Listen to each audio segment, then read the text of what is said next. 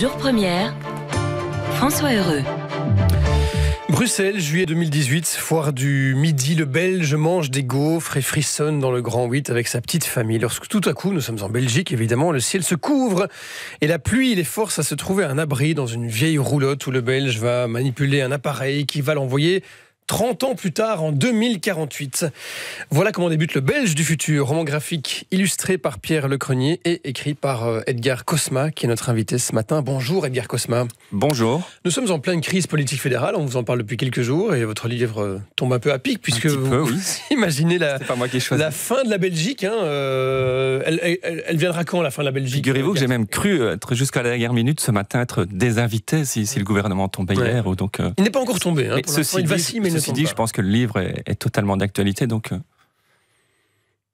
vous pensez que la fin de la Belgique, elle est prévue pour les prochaines élections? Pour le moment, j'ai l'impression qu'on est toujours un peu dans la fin de la Belgique. Enfin, en Belgique, c'est un peu une sorte de concept comme ça. On vit un peu perpétuellement dedans, comme un peu ce concept de crise depuis les années 1980, peut-être même avant. Parce que moi, je suis né en 79, mais finalement, on est toujours perpétuellement dans ces... Et en Belgique, on est spécifiquement dans ce concept de fin du pays. Peut-être pendant 2014 à 2018, on nous a un peu vendu ce concept de gouvernement socio-économique qui n'a peut-être pas beaucoup de sens, en fait, parce que la politique reste toujours politique et la NVA n'est pas venue en disant juste on va parler de ça, comme si en interne, il n'avait pas d'agenda caché, etc. Donc, et là, en fait, je pense juste qu'on est en train de réouvrir le frigo. Je pense qu'on va être dans une période... Je pense, dans les mois et les années à venir, avec les élections et tout, je pense qu'on va rebouffer du communautaire, si je peux me permettre. Mais c'est un scénario que vous craignez? Vous êtes un petit peu belgicain, vous, personnellement, Edgar Cosma? Pas spécialement, pas plus que d'autres. Moi, je suis assez curieux, d'un côté. C'est excitant, l'idée aussi de la fin. Enfin, la fin du monde, et c'est des élections un peu excitantes. La fin de la Belgique, qu'est-ce qui se passerait si la Belgique disparaissait? C'est quand même assez excitant intellectuellement, politiquement. Comment est-ce qu'on diviserait ce pays, tous ces scénarios de rattachement à la France, etc. Enfin, ça ne veut pas dire que j'ai envie de le vivre et que je suis non plus belgicain, je ne sais pas, mais en tout cas, on est acteur de tout ça, quoi. Donc, vous aimez l'imaginer, en tout cas. L'imaginer dans un livre, ça c'est sûr. Après, le vivre, je crois que c'est vraiment autre chose. Mais... Ouais. Xavier Van Buggenhout. Oui, alors vous placez votre récit en 2048, donc c'est un avenir relativement proche, évidemment.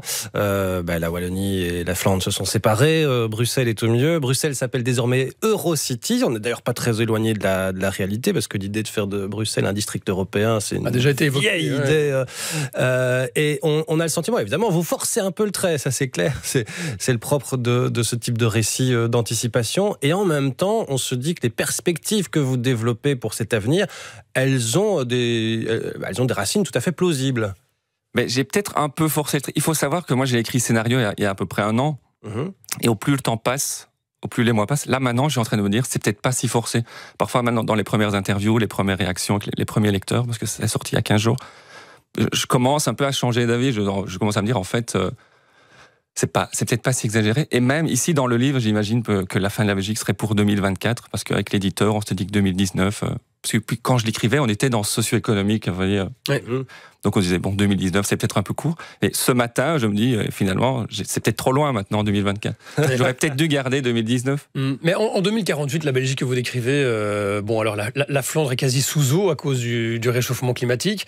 Je ne l'invente pas. Il n'y a plus qu'une petite bande de terre avec des immeubles et des tours dans lesquels les quelques Flamands qui sont restés là habitent. Les autres sont partis en Afrique du Sud, en Espagne, où ils ont construit des villages War Vlamingen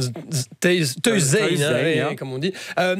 Bruxelles, donc on l'a dit, à Eurocity, c'est devenu une ville entourée d'un mur. Et puis il y a la Wallonie qui a pris en quelque sorte sa revanche finalement sur la Flandre. Ah oui, d'une certaine façon.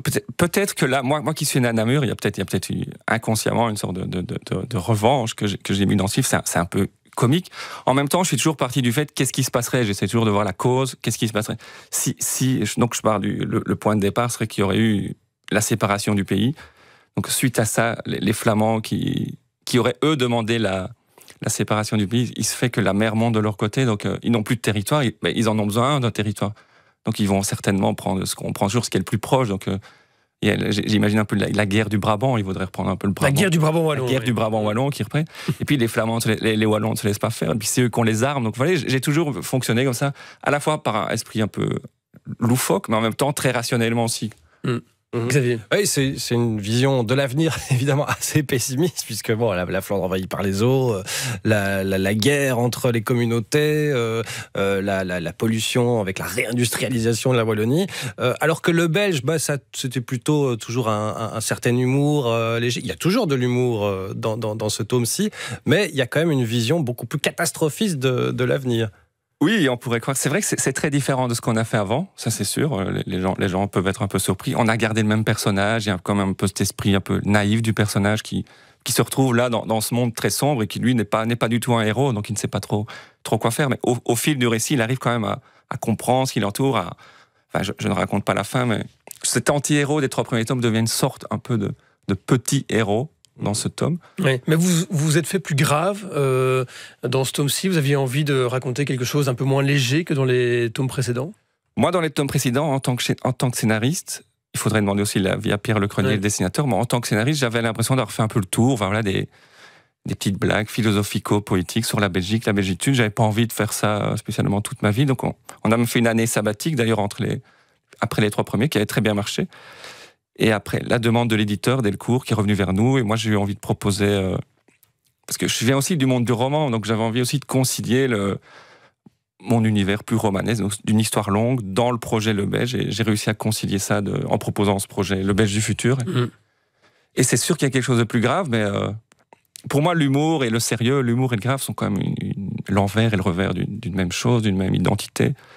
Je ne vois pas de contradiction. Vous dites que vous venez de l'univers du roman, hein, c'est vrai que vous en avez publié quelques-uns. Est-ce que le Belge pourrait devenir un vrai roman un jour Je pense pas, parce que le Belge est quand même né avec Pierre Lecrenier, c'est un projet qui est né en BD, donc son ADN est de la BD.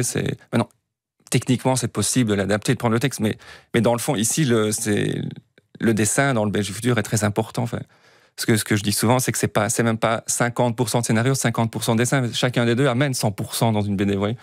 Donc on est vraiment très fort dans un projet de bande dessinée ici. Edgar Cosma, merci d'être avec nous ce matin pour nous parler du Belge du futur. Et après la pause, on va apprendre que le Belge du futur, il a un nom et un prénom. On le découvre dans ce 4e tome. À tout de suite. Jour première, François Heureux. Bonsoir à tous, l'heure est grave, excusez-nous pour cette interruption, événement exceptionnel, moment exceptionnel. Nous devons en effet interrompre Question à la une pour vous présenter une page très spéciale du journal télévisé. La Flandre va proclamer unilatéralement son indépendance, vous l'avez compris, le moment est important. En clair, la Belgique en tant que telle n'existerait plus. Voilà, on me confirme d'ailleurs à l'instant par téléphone que des événements de la plus haute importance se déroulent. Nous allons retrouver tout de suite en direct Frédéric Gersdorff, il est aux abords du Palais Royal en plein cœur de Bruxelles. Frédéric, que se passe-t-il pour l'instant ? Eh bien, François, c'est un véritable coup de tonnerre ici au Palais Royal. Voilà, c'était Bye Bye Belgium, hein, vous vous en souvenez, le 13 décembre 2006, faux JT de l'RTBF qui annonçait la fin du pays et qui avait fait beaucoup de bruit à l'époque puisque beaucoup de gens y avaient cru réellement. J'y ai de nouveau cru. Là. C'est vrai. C'est ce que vous racontez, hein, la fin de la Belgique, notamment dans votre roman graphique Le Belge du futur, Edgar Cosma. Est-ce que cet événement-là, est-ce que ce Bye Bye Belgium vous a inspiré aussi d'une certaine manière pour cette histoire ? Peut-être, ça fait longtemps, mais je veux dire, comme je disais tout à l'heure, je crois qu'en tant que Belge, on est toujours imprégné de fin de Belgique, donc c'est vrai que ça a été un élément important. Ici, dans le Belge du futur, j'ai pas imaginé cette rupture unilatérale, mais plutôt une sorte de négociation qui fait que, comment on n'y arrive plus. Finalement, cette thèse des deux démocraties, malheureusement, peut-être le seul truc sur lequel Dewever a raison, même si c'est peut-être lui qui l'a un peu créé, mais finalement, c'est pas faux. Que si la Flandre vote à un moment 70% à droite et la Wallonie 70% à gauche, ça va à un moment être compliqué quand même. Ouais, mais est-ce que la fin de la Belgique, c'est pas une éternelle fiction, justement, puisque vous le disiez, hein, ça fait des années et des années qu'on parle de la fin de la Belgique. La Belgique, elle tient toujours aujourd'hui. Donc, ah oui, tout à fait. Et la majorité des Belges, même les Flamands, sont contre la scission de la Belgique. Oui, ceci dit, je pense que la majorité des Tchécoslovaques n'étaient pas pour la scission du pays, donc ça c'est une autre chose, parce que ça ne se fera peut-être pas par référendum. Moi, dans le bouquin ici, j'imagine que c'est justement quelques politiciens qui se mettent en une nuit, qui se mettent à 2-3 autour de la table et qui décident, puis le lendemain c'est acté. C'est fait.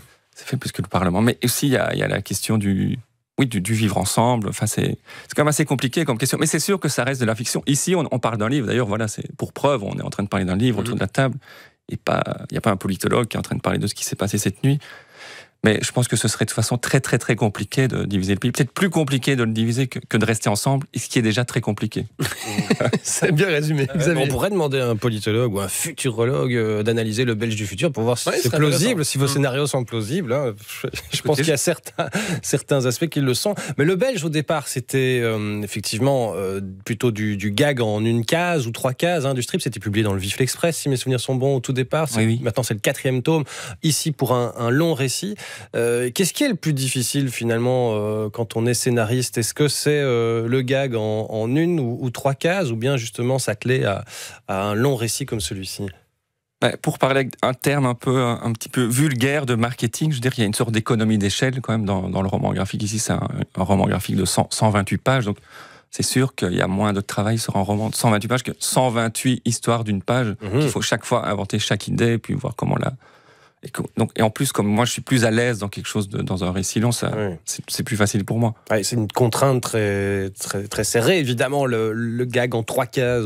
C'est très compliqué. Ça a l'air très simple, et c'est à la fois très, très compliqué, quoi. Alors qu'ici, on part d'une idée, une trame qu'on déroule. En tant que scénariste, c'est plus facile. Pour le dessinateur, il faudrait aussi lui demander, je pense il y a aussi peut-être cette économie d'échelle qui doit être un peu la même, de ne pas devoir repenser chaque fois la manière de disposer le récit. Il y a eu un très gros travail à ce niveau-là de Pierre Le Crenier, c'est imaginer la Belgique du futur en 2048, donc il a dû imaginer d'un point de vue architectural les voitures du futur, etc. Et on sent qu'il s'est beaucoup amusé à ce niveau-là. Ah oui, je pense, c'était très amusant et de l'écrire pour moi et de le dessiner pour lui, puis c'était créatif. Dans le scénario, je n'ai pas donné spécialement des indications sur tout ce qui était décor, pour lui laisser aussi cette liberté d'imaginer. On a aussi voulu un peu à l'image du monde de chez Tolkien, vous savez que chaque unité, chaque entité a son écosystème. C'est-à-dire que Eurocity, c'est quelque chose de très moderne, très blanc, que la Wallonie était comme ça, plutôt très noir, réindustrialisé, et que les rebelgicains qui vivent dans la forêt sont un peu finalement les équivalents des elfes qui sont en accord avec la nature et avec les technologies d'aujourd'hui. Ouais, les rebelgicains, c'est les terroristes qui veulent réunifier la Belgique, c'est ça, hein? Voilà, ils sont vus comme des terroristes, comme toujours. Des résistants. Ils sont vus des résistants. Voilà, ils sont vus comme des terroristes. Ils sont là pour la réunification de la Belgique. Et une fois de plus, je pense que si on divisait le pays, ces gens existeraient. Il y aurait des gens qui iraient dans la rue, qui... Ce qui est amusant, c'est que, Xavier, on a touché un mot, tout a changé, évidemment, les maisons, les voitures, mais à Bruxelles, à Eurocity, il y a quelque chose qui n'a pas bougé. C'est la Grand Place.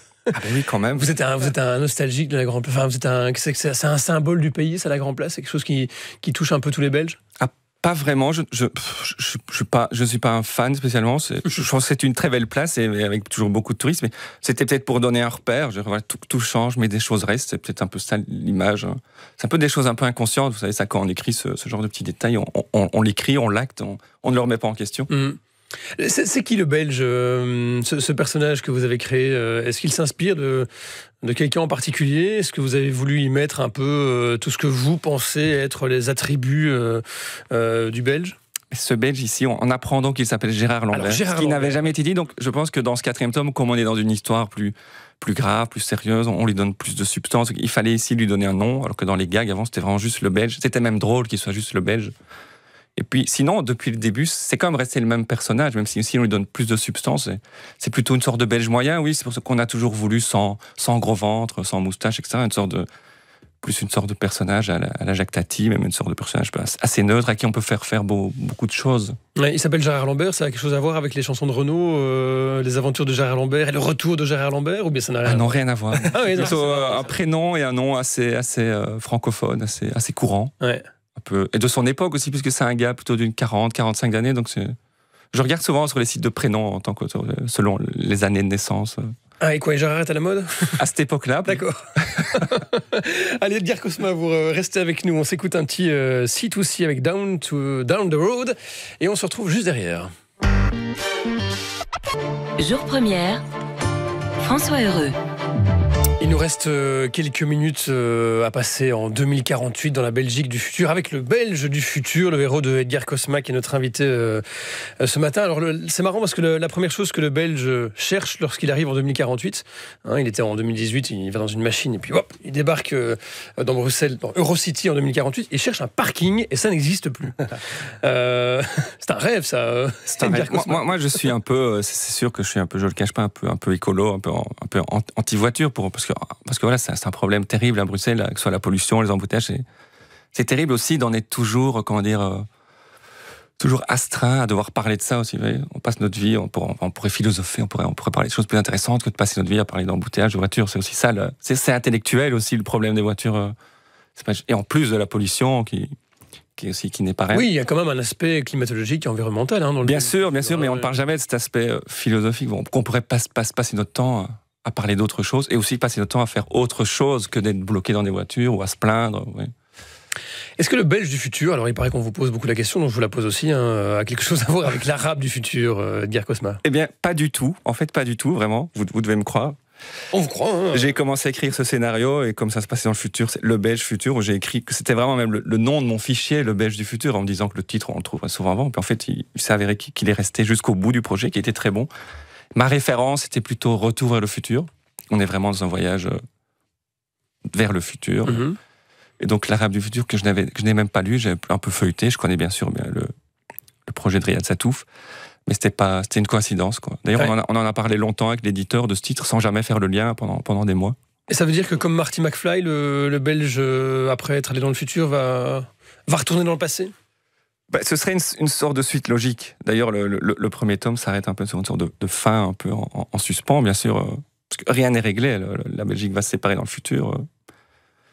Ah, mais c'est exactement ce qu'on se dit. Je pense que les sources du entre guillemets, du mal belge, du nationalisme flamand, les sources se passent dans le passé. Il faut retrouver le bon endroit, en tout cas. Vous avez déjà un début de scénario pour un petit peu, oui.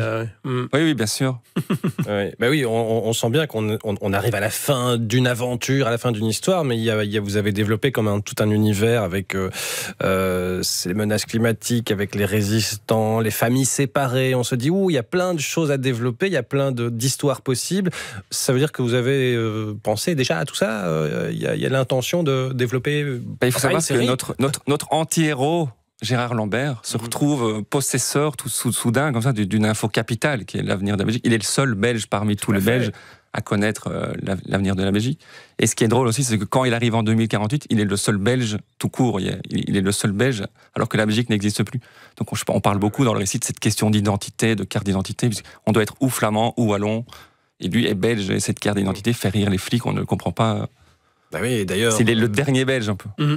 Sans rien dévoiler, mais Gérard Lambert en 2048, il voyage, mais il existe. Donc il y a deux Gérard Lambert en réalité, on s'en doute. Là, ça dévoile un petit peu. Ça dévoile un petit peu, c'est vrai. Ouais. Et c'est vrai comme dans Retour vers le futur, il y a cette question que les personnages puissent se rencontrer et tout.